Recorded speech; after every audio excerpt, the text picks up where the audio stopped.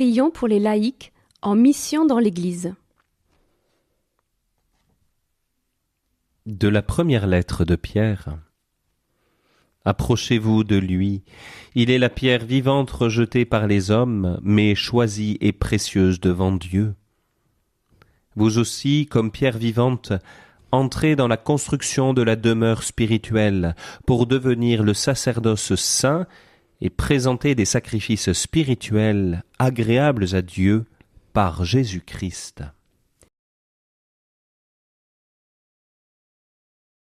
D'une méditation du Père Marie-Antoine.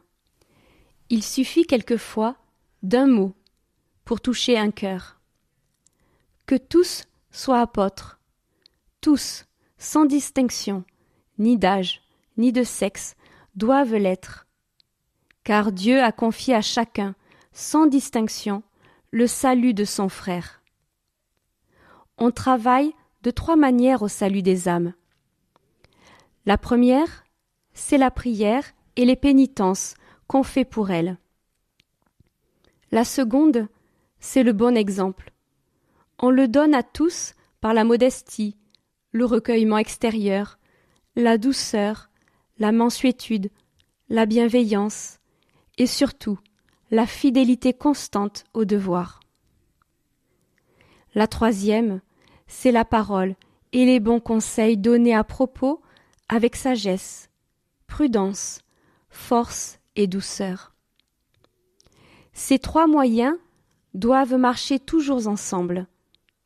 Ils constituent le véritable apôtre. L'Église catholique est-elle intolérante ? Elle est la plus tendre des mères, elle qui dit à tout homme sans exception : ouvre ton cœur à Dieu qui t'appelle.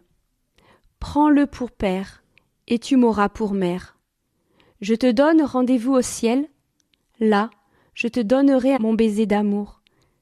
Jésus ne m'a-t-il pas dit ?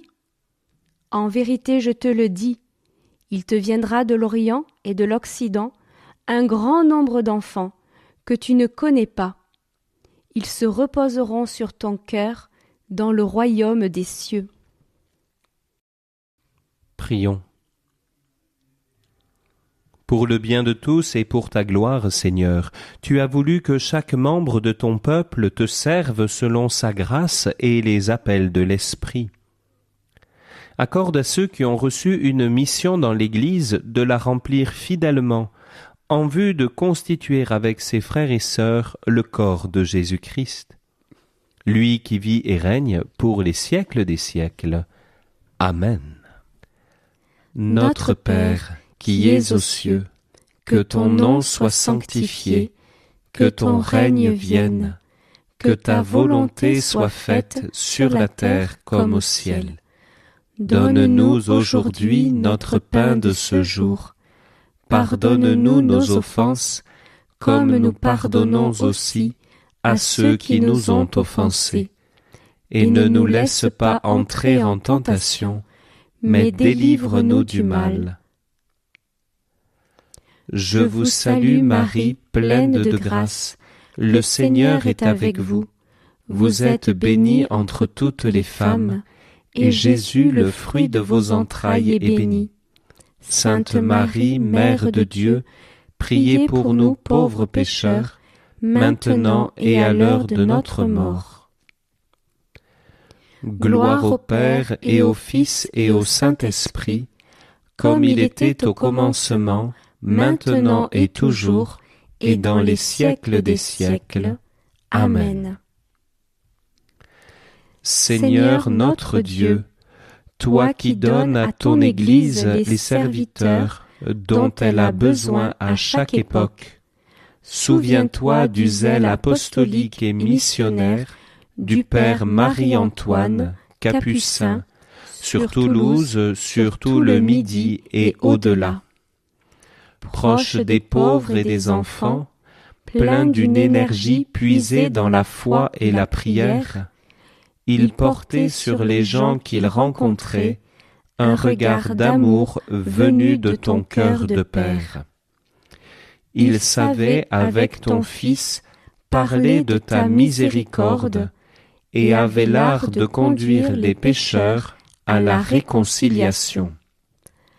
En ce début du 3e millénaire, marqué par l'indifférence religieuse ou par une haine contre les chrétiens, daigne glorifier ton serviteur qui s'est donné sans compter à sa mission. Qu'il intercède pour l'évangélisation renouvelée à laquelle le Saint-Père nous appelle tous.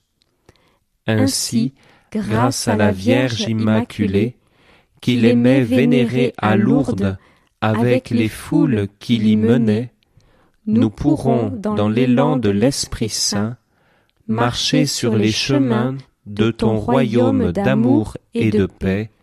Amen. Écoute ton appel.